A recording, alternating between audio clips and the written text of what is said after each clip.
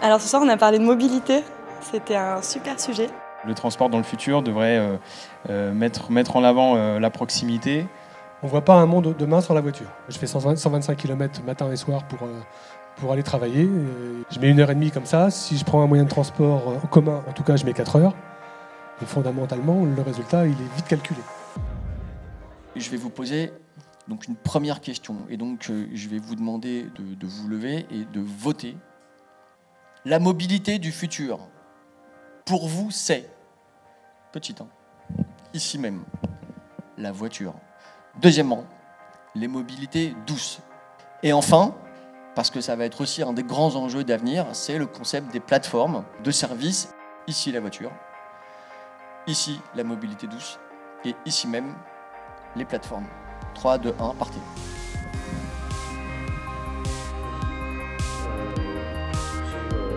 Cet espace pour le futur.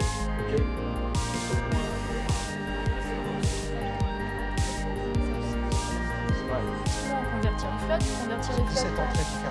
On a pu aborder ça avec 3 points de vue différents, mais qui, à mon avis, étaient plutôt complémentaires. C'est-à-dire qu'il n'y a pas une révolution, il y a plutôt des évolutions qui se superposent.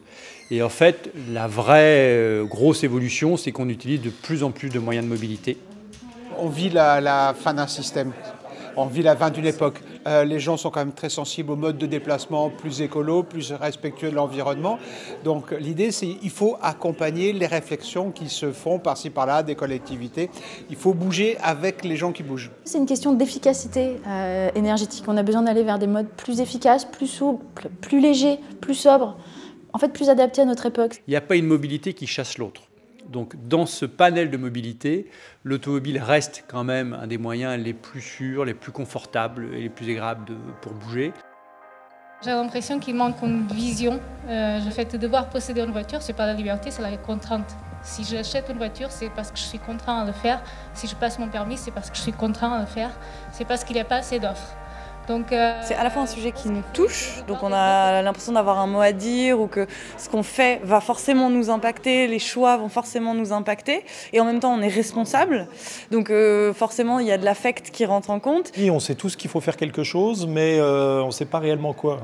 On peut y arriver, mais on ne peut pas y arriver si on n'a pas une envie, une vision, un projet et une vraie volonté de faire de la politique sur ce sujet.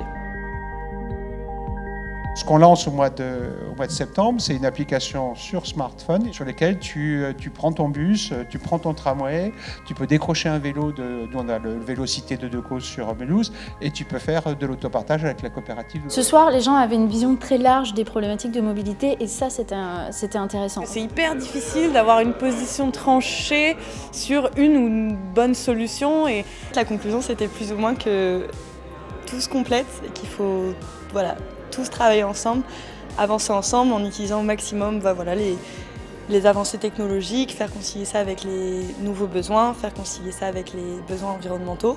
On s'ouvre aussi à d'autres avis, à d'autres situations et c'est le frottement de positionnement qui est intéressant et enrichissant. Quand on fait ce type de débat, on s'aperçoit que même en collectif, les gens sont capables d'intégrer la variable « c'est complexe ».